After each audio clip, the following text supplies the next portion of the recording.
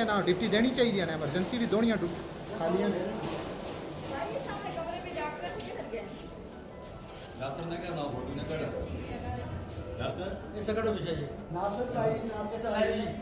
नहीं तुसी गल सुनो आवाम का भी तो ख्याल करो ना जी कितने ने एमरजेंसी तुसी एमरजेंसी भी कितने ने कौन है पार्टमेंट